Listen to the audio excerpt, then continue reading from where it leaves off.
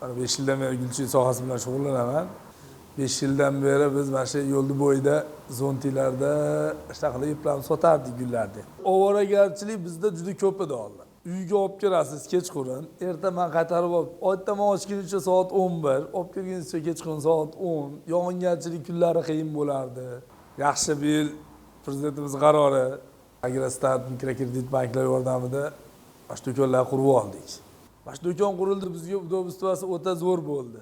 Hozir mana bitta joyda gullarimiz chiroyli, paretda terilgan, chang bo'lmaydi. Ortiqcha ovoragarchilik yo'q. Bemalol sodamizni qilyapmiz maza qilib. Mana shu do'kon bahona bo'lib, ijtimoiy tarmoqda yurgizdik, Gulchi bola profilini ochib, ancha klientlarimiz oshib ketdi. Hozir dastavkalar chiqaryapmiz odam baqa. Yetkazib berish xizmatlarini ham yo'lga qo'ydik. Endi bitta oilani muhim bir ishi bo'ldi. Oilaviy shu ishli bo'ldi, desa bo'laveradigan bo'ldi. Mahallalardan sotib olamiz.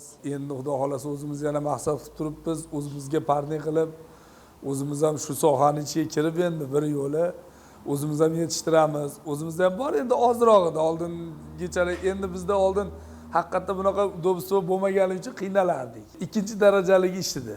Hozir mana endi birinchi darajaga chiqarib oilamizni, hammamizni oilaviy muhim ishimiz bo'ldi-da, ishli bo'ldik-da shu bahonada. Tadbirkor sifatida o'zim brendimni yaratdim-da, mana odamlar fikri ancha ijobiy, zo'r.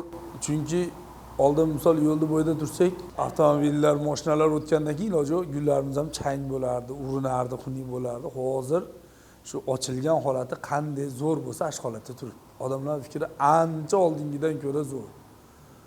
Sababi toza narsa olyapti. O'sha zo'r narsa kerak bo'lib kirib, zo'r narsa o'ylagan narsasini olib chiqib ketyapti.